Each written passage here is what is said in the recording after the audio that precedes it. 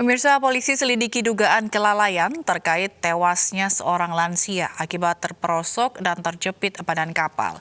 Dua operator jembatan perlintasan gangway pintu masuk Dermaga 3 Pelabuhan Merak Cilegon, Banten diperiksa intensif.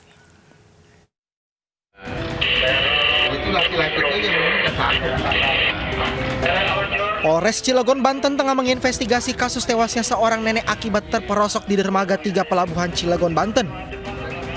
Dua operator jembatan kini diperiksa secara intensif.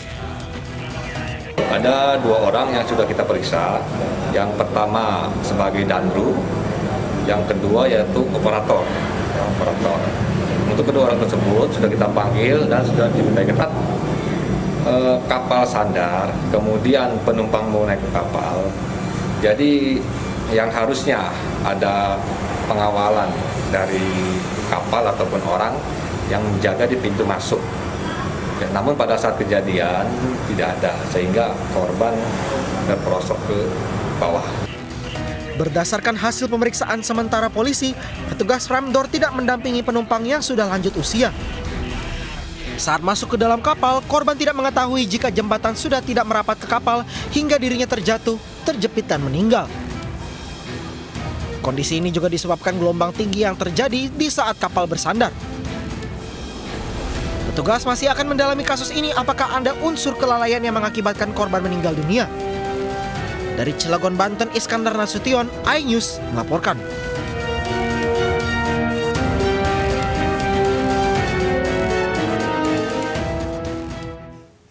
Jenazah Chai Changpan diotopsi di Rumah Sakit Polri Kramat Jati, Jakarta Timur.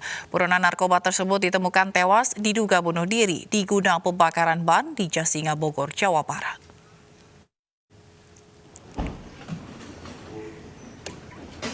Jenazah buron terpidana narkoba Chai Changpan diotopsi di Rumah Sakit Polri Kramat Jati. Sebelumnya, Chai Changpan yang kabur dari lapas Tangerang pada 14 September lalu ditemukan tewas gantung diri di gudang pembakaran ban di Jasinga, Bogor, Jawa Barat. Jenazahnya ditemukan pukul 10.30 waktu Indonesia Barat pada Sabtu pagi.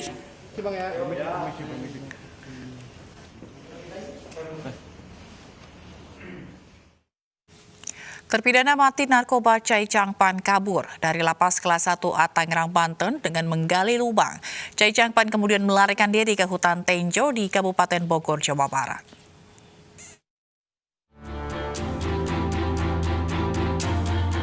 Terpidana mati Chai Changpan kabur dari lapas kelas 1A Tangerang, Banten pada 14 September lalu pukul 2 dini hari. Ia tertangkap kamera pengawas keluar dari lubang yang digalinya seorang diri. Ia menggali lubang dari sel hingga saluran air permukiman warga sepanjang 30 meter. Ia pun diduga bersembunyi di hutan Tenjo, Kabupaten Bogor, Jawa Barat. Namun bukan kali pertama terpidana mati kasus narkoba ini kabur. Chai Changpan yang merupakan warga negara Cina tertangkap membawa 110 kg sabu di Banten pada 2016.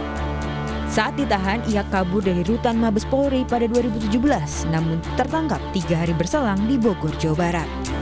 Pertengahan 2017, ia divonis mati oleh Pengadilan Negeri Tangerang. Menunggu waktu eksekusinya, ia kembali kabur pada September 2020 dari lapas Tangerang dan ditemukan tewas 1 bulan kemudian di gudang pembakaran ban di Bogor, Jawa Barat. Sementara dari penyelidikan, ternyata kaburnya Chai Changpan dari lapas Tangerang dibantu 2 petugas lapas dengan hanya dibayar Rp100.000. Keduanya menyediakan pompa air yang dipakai untuk menggali lubang dari kamar sel Chai Changpan. Kedua petugas yang merupakan wakil komando regu dan seorang pegawai negeri sipil bagian kesehatan kini jadi tersangka. Tim Liputan iNews melaporkan.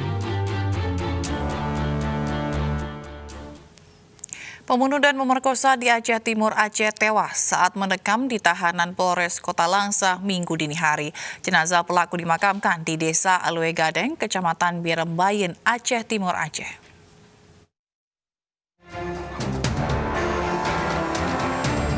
Jenazah pelaku pembunuhan dan pemerkosaan yang tewas saat mendekam di sel Polres Kota Langsa telah dimakamkan oleh pihak keluarga. Jenazah dimakamkan di Desa Alwe Gadeng, Kecamatan Birembayin, Aceh Timur, Aceh. Pelaku pembunuhan dan pemerkosaan berinisial S tewas diduga karena gangguan pernafasan. Menurut polisi, pelaku sempat dilarikan ke rumah sakit karena mengeluh sesak nafas pada Sabtu malam. Setelah dirawat, pelaku diperbolehkan kembali ke tahanan Polres Langsa. Namun pelaku mengeluhkan sesak nafas pada Minggu dini hari. Namun saat hendak dibawa ke rumah sakit, pelaku sudah meninggal. Dari Langsa Kota dan Aceh Timur, Muhammad Maulidin, iNews melaporkan. Polisi memastikan bahwa kematian tersangka pemerkosa ibu dan pembunuh anaknya ini bukan karena kekerasan. Dugaan awal pelaku alami sesak nafas sebelum meninggal dunia. Tersangka sempat mengeluhkan sesak nafas di dalam sel dan menghubungi piket tahanan. Kemudian kita petugas membawa tersangka ini ke rumah sakit umum untuk dilakukan pengecekan. Sampai di rumah sakit, dokter mengambil beberapa tindakan medis, yaitu berupa pengecekan suhu, kemudian pengecekan tekanan darah, dan juga pengecekan kadar oksigen, di mana hasil dari pengecekan tersebut normal semuanya. Kemudian 1 malam dirawat di rumah sakit dan diberikan bantuan pernafasan. Dokter memperbolehkan untuk kembali pulang, dan kita membawa tersangka kembali ke rutan Polres Langsa. 1 hari di situ, kemudian pada malam harinya tersangka mengeluhkan sesak nafas lagi dan sudah dilapor kepada piket. Namun pada saat kita akan membawa tersangka ke rumah sakit, tersangka sudah tergeletak di dalam sel dan langsung kita bawa ke rumah sakit untuk diperiksa lebih lanjut. Setelah sampai di rumah sakit, dapat dinyatakan sudah meninggal dunia. Untuk penyebabnya sendiri, kita masih akan melakukan langkah-langkah, yaitu mungkin otopsi. Iya, artinya hasil otopsi belum bisa diterima oleh polisi saat ini? Belum. Oke. Dari dugaan awal, apakah ditemukan tanda-tanda kekerasan? Untuk tanda-tanda kekerasan tidak ada. Sampai saat ini, keluhan yang bisa kita sampaikan dari tersangka sendiri adalah sesak nafas. Jadi tidak ada tanda-tanda intimidasi dari dari mungkin rekan tahanan lain begitu, Pak Arief? Tidak ada. Karena tersangka sendiri sudah 2 hari tidak mau makan dan juga tidak mau minum, sehingga pada waktu saat itu, sehari saat kita melakukan pemeriksaan di rumah sakit, itu dokter mendiagnosa bahwasanya tersangka ini kekurangan cairan atau dehidrasi. Sebelumnya tersangka pembunuhan anak dan pemerkosa ibu diciduk polisi dibantu TNI dan warga saat bersembunyi tidak jauh dari lokasi kejadian. Penangkapan berlangsung dramatis lantaran pelaku berupaya melawan menggunakan senjata tajam.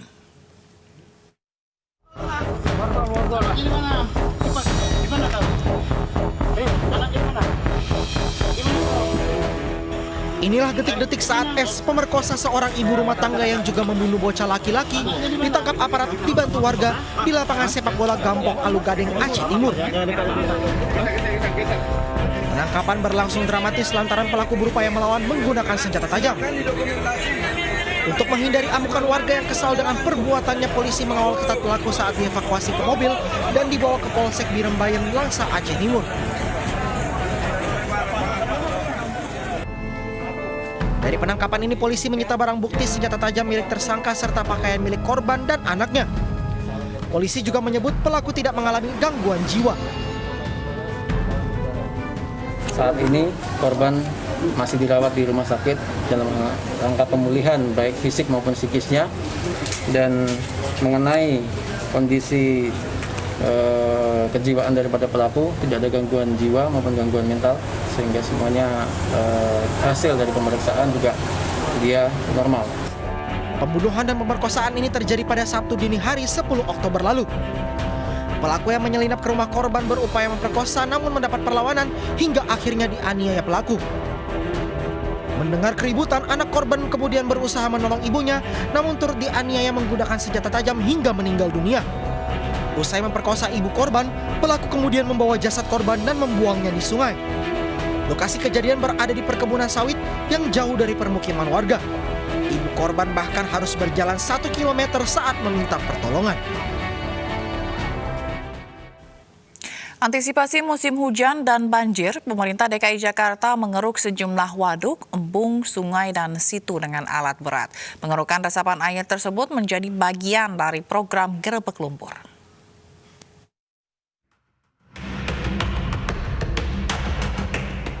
Dengan menggunakan sejumlah alat berat, Kali Sentiong di Johar Baru, Jakarta Pusat dikeruk.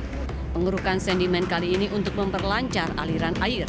Dengan program Gerebek Lumpur, pemerintah DKI Jakarta berupaya mengantisipasi banjir di musim hujan mendatang. Saat meninjau pengerukan Kali Sentiong, Wakil Gubernur DKI Jakarta Ahmad Riza Patria menyebut upaya Pemda DKI Jakarta mengurangi banjir harus didukung masyarakat untuk menjaga lingkungan serta membuat sumur-sumur resapan. Semua kita upayakan dan tidak kurang dari 5 triliun dalam 2 tahun ke depan anggaran yang kita persiapkan. Sekalipun ini di masa pandemi, kita fokus juga program Pak Anies Sandi dulu dalam rangka pengendalian banjir. Jadi di masa pandemi ini memang kerja kita lebih berat lagi ya.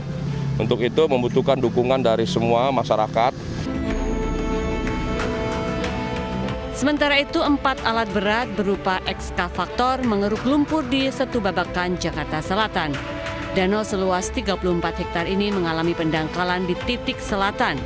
Pengerukan Setu Babakan dikerjakan sejak Juli 2020 hingga akhir tahun dengan target kedalaman mencapai 3 meter.